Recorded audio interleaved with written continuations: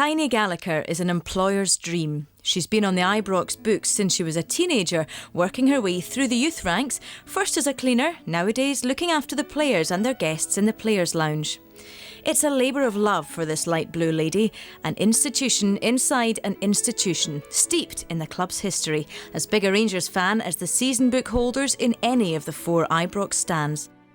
For Tiny, living the Rangers' dream runs in the family, and it's been handed down through generations. It all began back in 1928 when a young girl called Margaret Lindsay turned up to work at Ibrox. Margaret and her fellow workers would undertake a cleaning job like never before.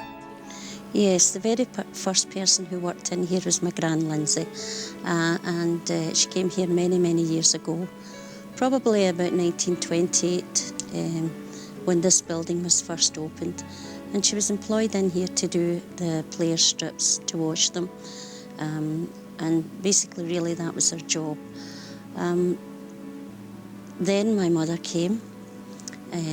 My mother came in round about 1939, and she came in here to do the big scrub, as it was known then. One of the women in the main stand was short-staffed, a small staff, and she went off, and for a fortnight she didn't come back. But I had been in to help with scrubbing the stand, and Mr. Struth asked my mother-in-law if I would like to go on the staff, and that was it.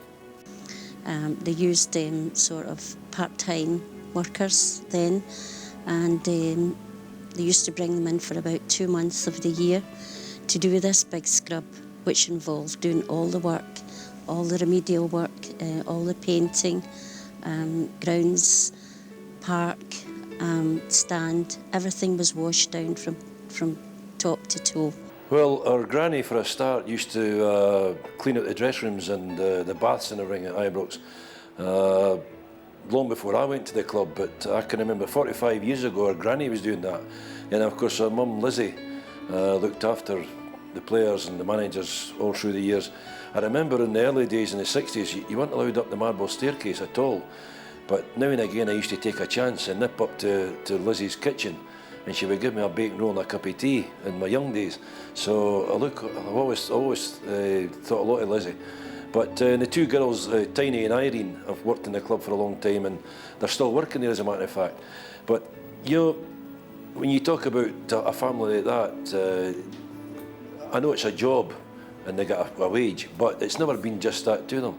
It's been the love for the club. The love for the club has been unbelievable over a long, long number of years. And I've never heard any of the family saying anything bad about Rangers Football Club in all that time. My mother worked at Ibrox, started in 1939. We lived facing the stadium.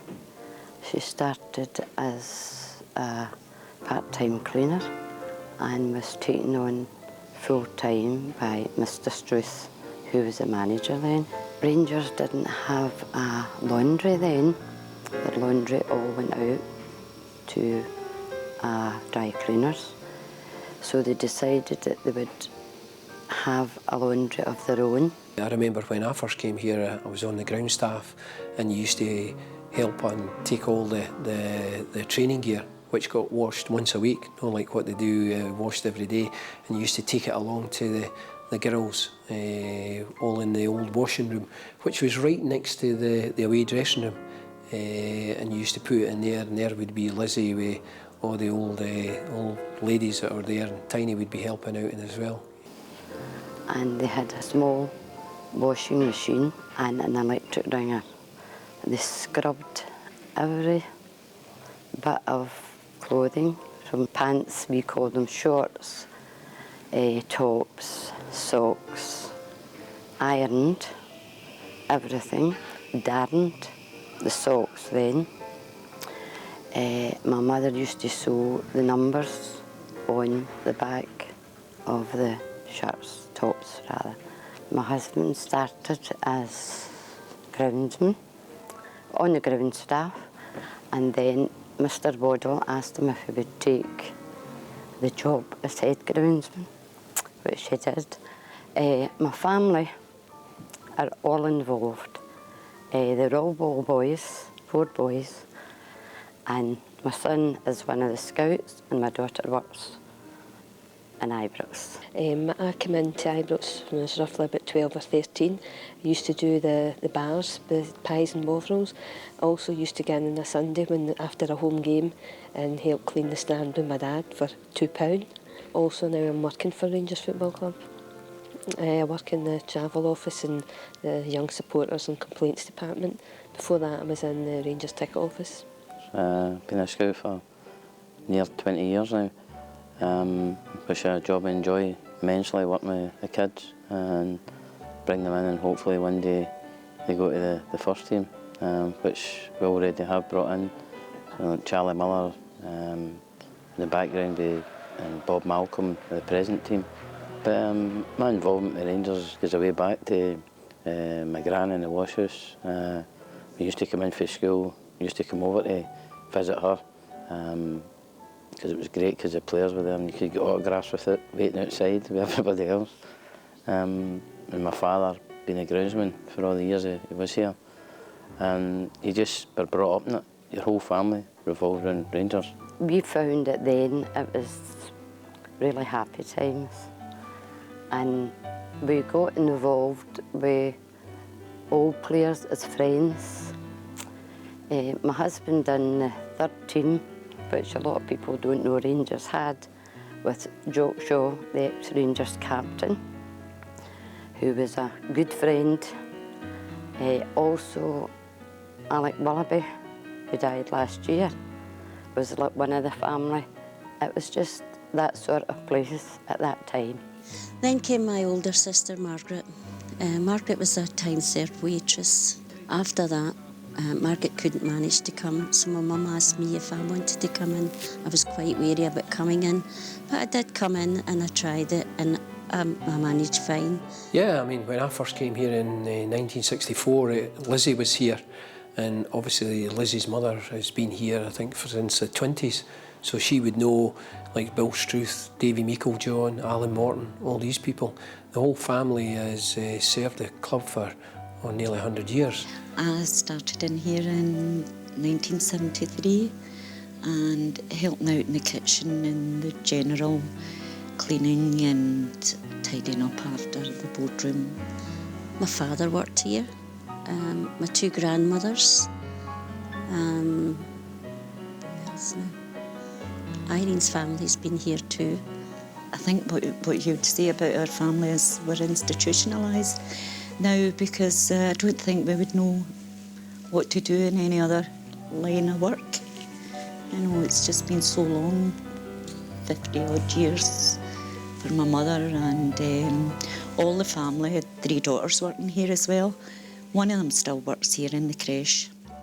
It was a Saturday job. I started probably when I was about 10, and I would come in at the reserve matches and help to dry the dishes and things, and then obviously get up a wee bit and was doing the big matches. Kind of later on, Rangers started doing the creche for the footballers' kids, so I kind of took that on when I was doing my nursing training, and did that. That was great. That was at the time of Graham Souness was manager, so some lovely kids. I worked in the Willie Waddle suite. I worked there for 15 years. I ended up being a supervisor in there. When my mum worked here, when we used to come in, they used to have big baths down the stairs. And we used to play, it was the players' baths, we used to play down there when we were younger, because there's 3 years. And she used to play in the stairs and things like that while my mum was working. I had a good laugh, it was a good place to play. My Gran Martin came as well, and then she sort of retired at 76 and went into work in the Rangers pools. She started that job. She was here right up till she was about 84, because her life used to revolve around the fixtures list with us working here. Obviously, you took your holidays between times. I used to say to my mother, I know it's a terrible thing to say, I says, I hope nobody dies. Because we would never ever get to their funeral if it fell on a match day. And if something comes up and throws you you know, you maybe made arrangements and it's, well, Rangers come first. And that's just the way my mother brought us up. But it was my mother's was a passion in here. She's more passionate about Rangers. You know, she's 84, 85 now, and she listens to every football game. She's totally blind now. And she has 2 tickets in here for the Cooper Suite, and she toddles along every match day. And she's just a great person, a believer in Rangers. She loves Rangers to bits, you know, so she's in a home now, but when you go up to see her, she'll ask about when's your next game, you know, and she's just a great person, really. Well, when she did retire, they presented her with these 2 tickets to come here as long as she could manage. She got them for life, actually. And that was her sort of, well, she got a nice wee pension as well, you know, but she got these 2 tickets for the Cooper Suite. So back in 1972, Rangers Football Club was already a big player on the world football stage. But wee Tiny Gallagher was far from overawed by her first day at work. I came in about 1972 when I came in full time. And after the disaster, they started all the changes in here. But Jock Wallace, actually, when he came, he wanted the players to have meals. So very light meals, and normally the players would come here, go into the dressing room, do some morning training, go away for lunch, come back again, and then change again. And Jock Wallace said no, he didn't like that idea. He would like the players to have something on the premises, if we could manage to do it. So it was only light stuff, and I mean, being a housewife, you know how to cook and things like that. So we just sort of fell into the job. Tiny is one of these people that they have to put up with everything. The players come up after a game, and after we get beat, after a bad training session, we go for lunch, and we're bears with sore heads, and she has to put up with everything. Irene's the same, and Lizzie, the mother, was exactly the same. What they had to put up with was unmentionable. But they looked after us like nobody else. I wouldn't say we looked upon them as mothers, because I think that's a bit disrespectful to them. They were there to confide in. They had all their problems. If we had any problems, Tiny and Irene would be the ones we go to. And to be fair, clubs wouldn't run the same without them. When I had my injury, I used to sit up and have cups of tea. She talked me through the good times. She always put a smile back on my face when I was going through a hard time. And she was, as I said, she was always there. And she used to lighten up the lunchtime. We had a right giggle at lunchtime, and the boys all come up for lunch, and Tiny was now the crust of many jokes. That was the 9 in a row era, where everybody was in great form, great spirits, great camaraderie between them all, and we just used to get a laugh every morning. The dining room was always a mess after it. We'd be throwing food about, larking about. It was like the Mad Chimps tea party. We were that bad. But I think the measure of respect we've got for it, they've got gloves off me and shirts, and Ian Durant given one of his cup medals. So I think that's a mark of respect that we had for them, and it'll always be there. When we go back to Ibrox, we get big hugs and kisses and cuddles, and the special people. And she'll be in our memory for a long time.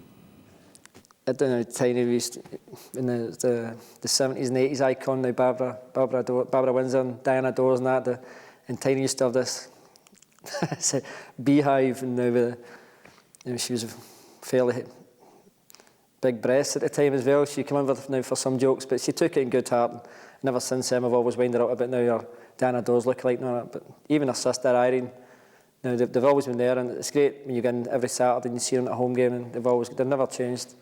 And it's great to get and see them, as if you met them for the first time again. The 9 in a row team were there so long. They were probably closer than any other team since then or before then. But they were like brothers, sons, you know. It was just, there was great banter between all the players. A few of them stood out as jokers, and other ones a wee bit more serious. But all in all, there was great banter at that time, and there was a great bonding with everybody connected with the 9-in-a-row team. We see a lot of difference between what other people see of them outside. We see the real people in here. Mr. Waddle was my best manager, as far as I'm concerned. Being my first manager anyway, but he was a good man. He let you get on with your work. He took a telling off him, and then he would forget about it. He didn't suffer fools gladly, that I could say that about him.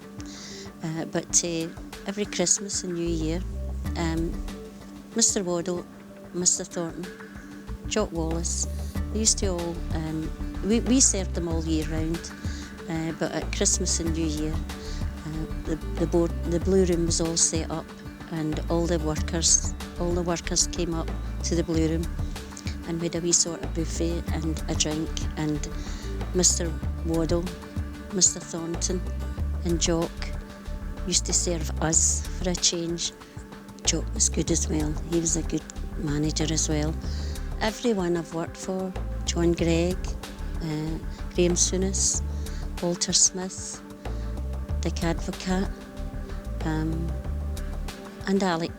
But we knew Alec when he was a player. The days before the Cooper Suite, which it is now, in my playing days with Aberdeen, it was a ritual for me to come upstairs to see the kitchen girls. I think there was always a couple of bob for them from the directors of Aberdeen for their hospitality. Lizzie Love and her daughters and the whole family, in fact, were always working in the kitchens. And Lizzie would always give me a box of goodies to take back up the road in that long journey back north to Aberdeen. A box full of pies, fern cakes, all the Glasgow goodies like Tunnock's tea cakes. So the lads had a feast on the way back to Aberdeen. And it was something that I always did, and I think Lizzie knew every time Aberdeen came to play Rangers that I would come up and see her after the game.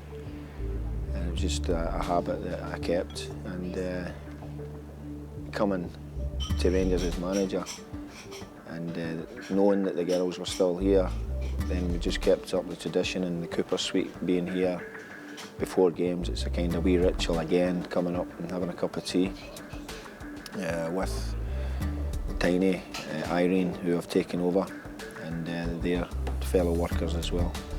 So we always a wee natter about what's going on. They give me all the gossip, and I'll give them the latest text message jokes, and that keeps us going for at least a week or until the next time we're at Ibrox. But always been made very welcome, and they're a wonderful family and steeped in the history of Rangers.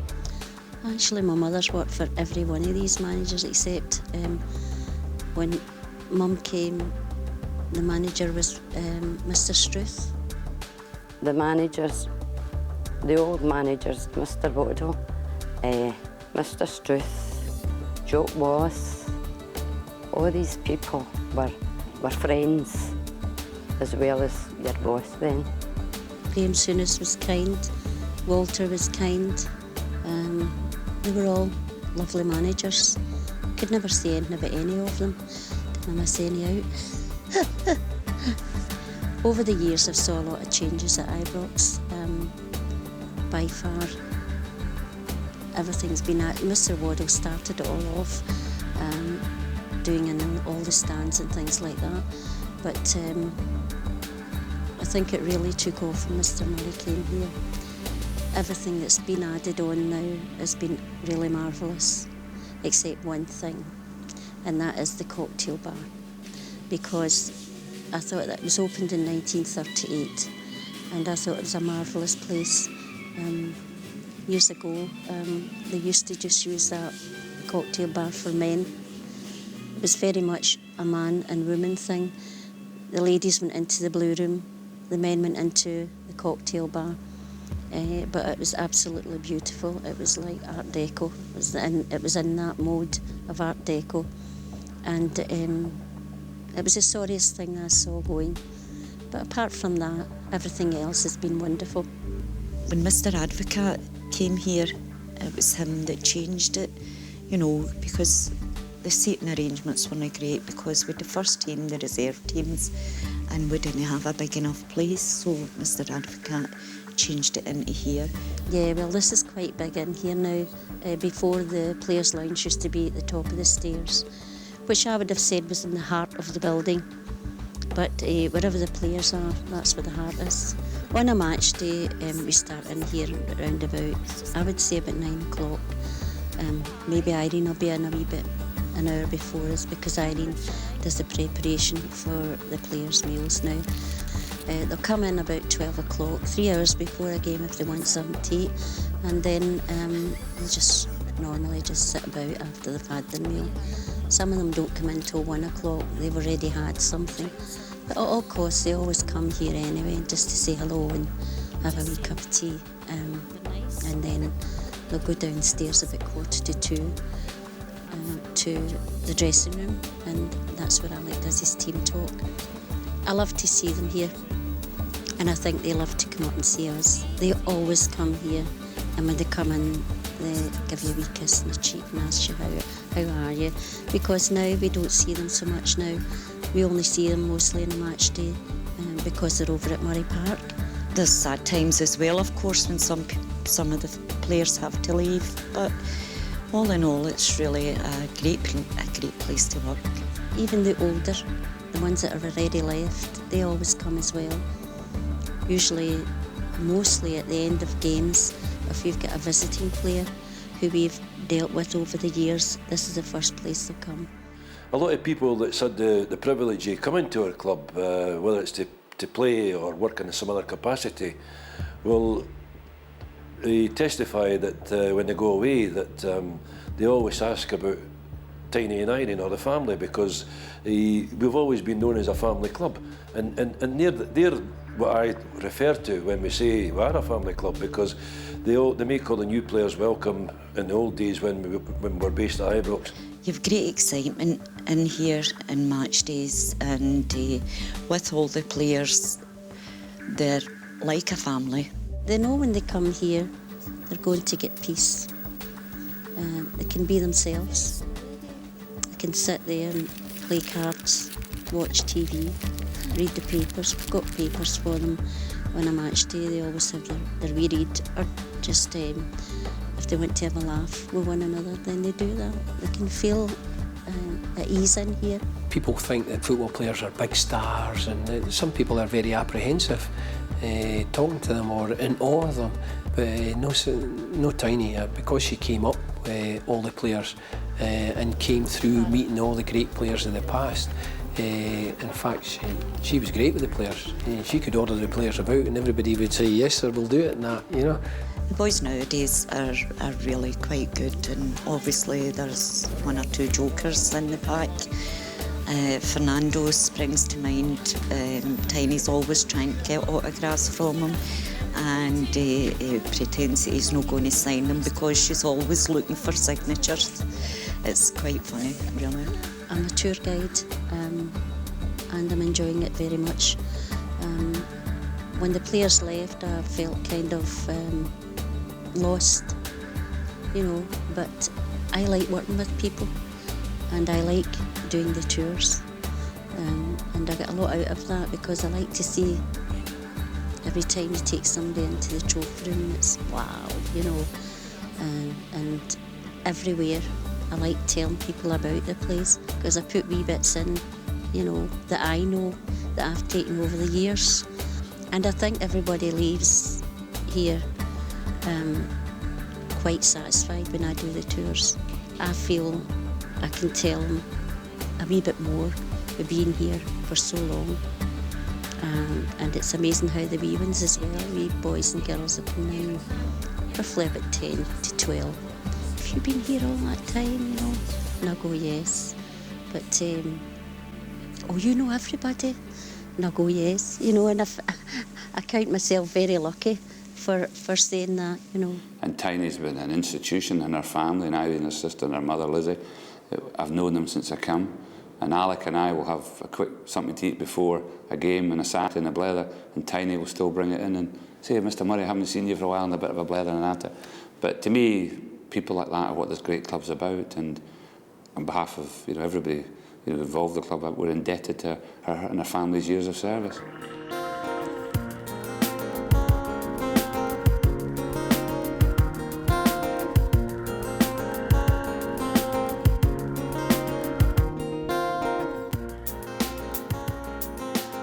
I've got 2 treasured possessions that I've gathered in my years at Ibrox, and one of them was Ian Durrant's medal. It was a medal he gave me, it was his 1991 to 92 medal, and it was a Reserve League medal, and he presented it to me. We won the Reserve League, and she'd always been harping on about biting my lugger. I never get appreciated and this and that, you know what she's like, but it was just out the blue. I gave her a reserve medal. So that shows you just how much they think of me when he could do that with his own medal. I've been trying to get it back ever since, but she's not wearing it. Every time Ian comes here, he'll say, I want my medal back. I need it. I need my medal back, you know.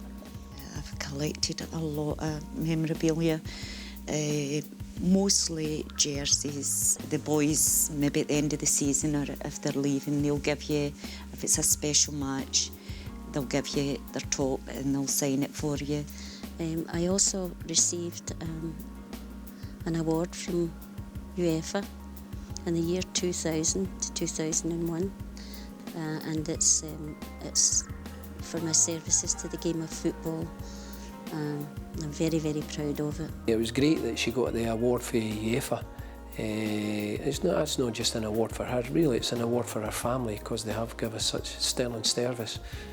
And I was taken over to Monaco. Well, I took my sister Irene with me, and we went over to Monaco, to Monte Carlo, and it was absolutely amazing.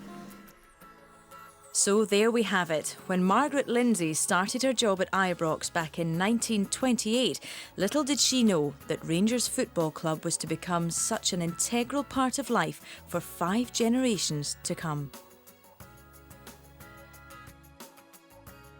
Such a big part of all the families' lives, you know, and everything revolves around about this club. Basically, that's my life is Rangers. Everybody would know my gran. Anybody that you speak to that has ever been in Rangers, they know my gran, Lizzie Love. Yeah, oh, lovely lady. What would you hope for the team for this season? That we win the league. Life has changed and standards have changed. People like Tiny don't change. I don't think there's many clubs has got families that have served. I mean, nearly 100 years the family have served the club and they've been fantastic. If ever she writes a book, then a few of the players are in a lot of trouble. It'll be a sad day when the Tiny and Irene are not at Ibrox. I couldn't envision my life at all without Rangers. They epitomise what the family means about Rangers Football Club. Once you're a Ranger, you're always a Ranger. Till day I die.